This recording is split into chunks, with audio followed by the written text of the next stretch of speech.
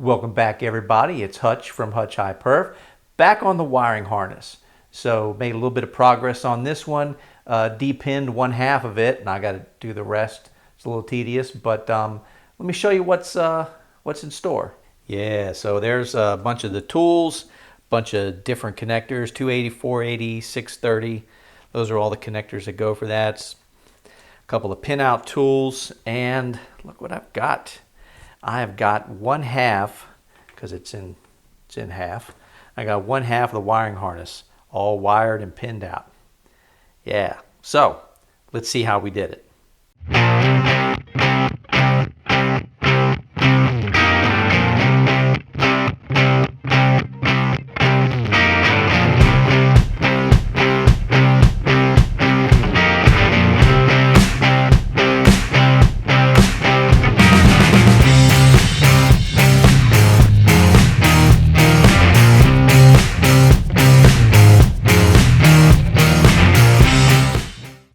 All right, so let's go ahead and get this connector apart. This is two pieces, one big molded piece and then another piece that fits into it, so we can actually split these two harnesses apart, make it a little bit easier to work on. So all you need is a little flat blade screwdriver, because it's just some pins on the back, some plastic pins that hold the thing together, so it's not all too bad. All right, so let's get these covers off.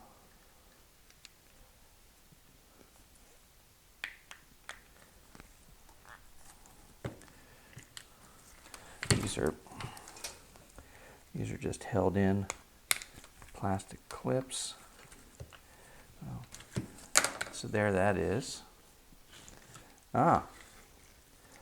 Pack full of dielectric grease, I imagine, so we'll have to clean all that out. Let's get the other one off. Same process. There are, oh, no, I might have to take this whole thing out. Okay, so we get around here, see it's these clips here, so this just needs to pop up, and then you can, well, you pop those two clips and you push this forward, and then it'll go out through this slot. You just turn it and the wires will come right out. So let's see if I can get this side, push that forward. There we go, out of the hook. So there, so that side's let go. I'll just do the same thing over here. And again, if you're doing this, this is all 20-year-old stuff, 30-year-old, so make sure you're careful. Don't pry too hard. So now that comes off, right? So it just goes in and snaps in place. And I'm pretty sure, let me make sure, can't put it in upside down. Yeah, because it doesn't want to fit. So it only goes in one way. So that's good. So now, and this is the same thing, see if you can see that. There are just tabs on either side, and this cover pops off the same way the other one did. So I'm going to take this one, put it aside. So now we're just going to deal with our one connection here. Our one half of C100. This is where most of your heavy gauge wires are. You just take this and slide it right down out of the way. So I think first thing I want to do, get this over here, is use a little contact cleaner, like spray some of this down, and then it's a good thing whenever you finished with your old toothbrush, instead of throwing it away, they all migrate out to my garage to use as small scrubbing tools until, well, they can't go any farther. Oh, this stuff is hard as a rock.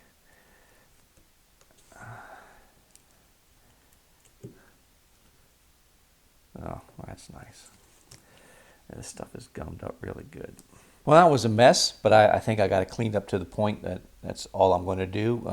That stuff was like tar, but I think I'm going to, most of the slots on the C100 on that, at least that side, are open. So I'm not cleaning everything out of there just to have to repack it with something to make it watertight. So I cleaned up the terminals, and that's all I think I'm going to do. So let's talk about the tools. So in order to make my connections, I'm using a Wi-Fi crimper. These things are really nice because they're ratcheted, so you don't have to like use your full pressure all the time. It ratchets. If you make a mistake, there's actually a little lever in there that you can push forward and it'll release it. But basically, you squeeze this thing, and then once you completely squeeze the two parts together, the ratchet releases, you release it, and there's your thing. The jaws are removable, so there's multiple things that you can buy to put in here. If you're using like those, the blue and yellow and red, like the insulated terminals, they make ones for those. They make them for spark plug wires, like for doing stuff like that, for the butt connectors, and this is for these Delphi connectors. And they just change the jaws out, and you do what you want. So let's take a look at, so here's a connector, right? So you've got, there's a portion where the wire goes in, and this portion back here grabs onto the insulation of the wire, keeps it from pulling out. So these jaws are made to do both of those crimps at the same time. So let me put one in. I'll show you what I'm talking about. So you can actually set this up in the jaw, and it crimps both parts. So it's really cool.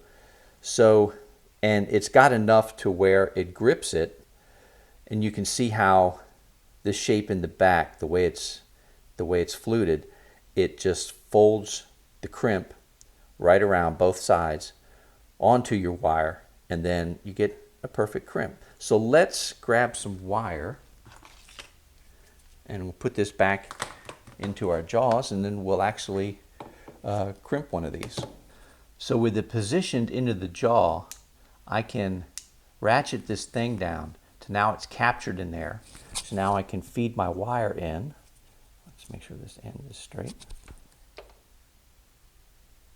Feed my wire in, and then I can look on the other side, make sure that it's in just right, and then now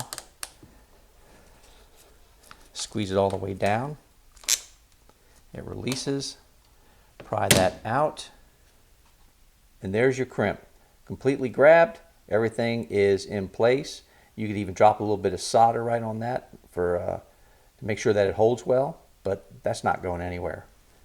And it's not coming out. Quick word on soldering. So if you decide you're going to solder your connection, seen a lot of them. You put the tip down onto it, you melt a little right onto the tip, goes down onto your connector, and you're done, right? That is not how I learned, because what you want is you want the heat from the end of this iron to heat up the wire, and then you come from the other side of it, and then the heat will wick the wire, the solder, into the connection, right? So that's how I've always learned to do it. So what I do is I come from the back side, and I keep testing until this thing gets hot enough. Now, when I add my solder, it wicks down into the wire, and we'll let it sit here, and that bubble will wick itself down into the wire. There you go. And now you've got a nice, strong solder connection that's not going to trouble you. Let's get it out of this tape. Okay, so then what you have is you actually have the solder wicked into the wire and the connector, and the heat from heating it up pulled it into it. Instead of like just touching the end of the iron, what happens is it heats it up to a blob, but in the second that it hits this cold wire, it flashes onto the surface and it doesn't actually go into the wire. So this actually gets you a nice, strong solder joint that's not going to go anywhere. So this is the tool that I'm going to be using, or tools, from JR Ready. And it's the pin tools. These two especially are going to handle my 280, 480, and 630 pins. So let me grab this out of here to show you what I'm talking about. So you can see on the pin, it's got this little tab that sticks up. Well, when it's in the connector, that tab grabs a little ridge, and that way it can't come back out. So from the front side, this tool goes in, and it's just wide enough to hit that tab, and then you push it down, pushes the tab flat, and the connector comes out. So that's how you tackle most of those things. So onto the connector, I'm going to depin this pink wire. Pink wire goes to the distributor, and I believe that's your 12 volt signal to the distributor. So this one, I don't even think I'm going to use this end because the distributor I'm using, it's not a HEI. But yeah, so let's look around here. So that's going to be the third 630 pin. So if I'm doing this right, that should go in. Hear that little click. So it's in place. I should be able, this thing isn't completely gummed up. So I'm showing my ignorance a little bit here. Never done one of these before. So these bulkhead connectors have what's called a lock comb. It's this blue stripe here. It's a plastic insert, and basically it when it slides into position, it goes on the underside of where these connectors are, and it's a double protection to make sure the things don't pull out. So check the other side of the harness. It has one just like it, except that one's white, this one's blue. So this is like really gummed up, but I was able to get in behind it and start pulling this out. So this has to come up for the connectors to come out. Look at that.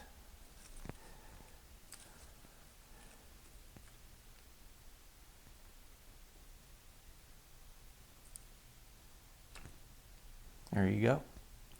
So with that out, I bet this wire just pulls right out. There it is. Gooey as can be, but that is my pink wire. All right, so let's grab my pink wire and we're going to crimp it. I'm doing these one at a time, just so I know that I don't get any of the pins mixed up or confused. So let's go grab the pink wire. Here's the strippers I'm using. I love these just because they work so well. So you feed your wire in, it clamps onto the wire, onto the outside casing, and then as you squeeze, it just pulls the wire apart. So the hardest part is just to make sure you got the right gauge. Yeah, and the right amount of length. Strips it right off. I love that. All right, so let's see if I got the right amount of length. Yeah, so that's going to grip the wire, and it's going to grip the insulator. Might be just a tad bit long, but that'll be fine. All right, so with the 630 connector trapped in the tool, I just take the wire here, feed it in, make sure it's sitting in there right where I want it. Yeah, and then just squeeze. Tool lets go. Nice crimp. All right, so we get a little puddle, let it sit for just a little bit, Ooh, there it is. Wicks right in, like I said. There we go. Now, this takes longer. Yes, I know. But the result is way better. All right, now that is cooled down, I'm just going to put that right in. Nice and locked. One connector down and a bunch more to go.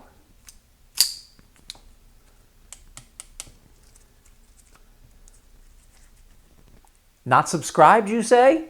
Everything's right down there. Get you some. These are the 480, like I think it's like a 16 to 18 gauge, or 14 to 18 gauge. And see how big those wings are? They're too big, so I've just been taking side cutters and nipping off some of the wing on it. There, that's a little bit better. What was happening was the first one I tried, the test one, it ended up not crimping this back part on the insulation as well because it was just too big and it was folding the wrong way. So I just nipped the end off a little bit of that, and then it folds over right.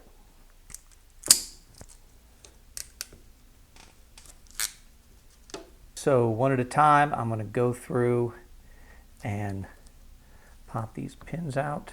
Let's see. Get that right down in there. There we go.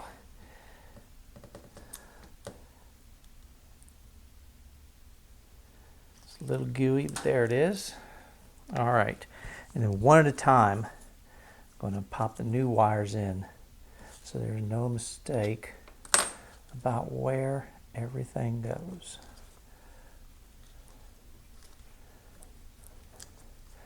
All right. Purple next.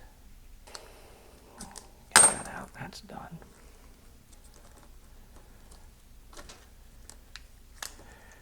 Green.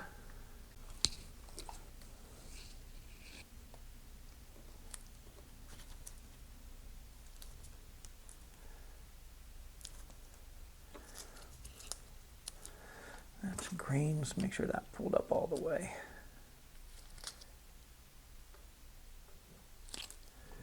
Yep. All right. Do the next 480, which is another red 12 gauge.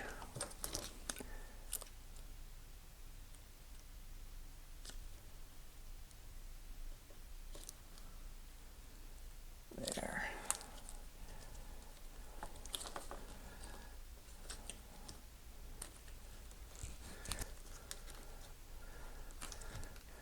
Got that center one.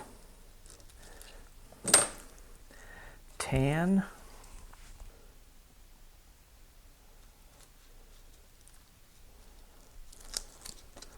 Make sure that's up in there. A little tug, make sure it's seated. Yep. All right, tan is done. Now the 280s.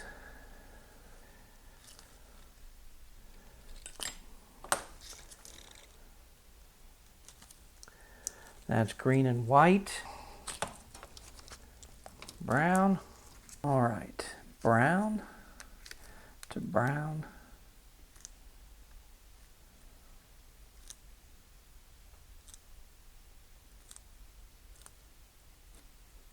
Last one, white wire. Get in there, fella.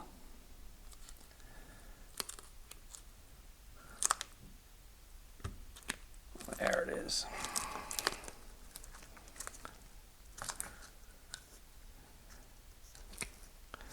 White wire. That's all of them. One whole side. It's hot. It's late. I'm tired. And I think that's all for this one. So, some interesting skills. Oh, wait. Might as well put this little bad boy back in. This go back in and lock all of our connectors into their spot.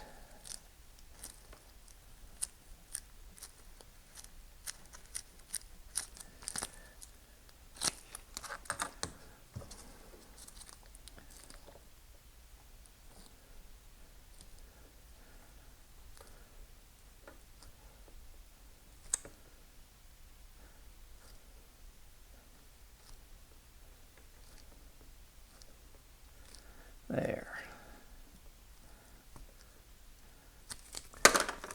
All right, now I'm done. Anyway, this is Hutch from Hutch High Perf. I'm going to leave it here. Got to do the other one. It's the same thing.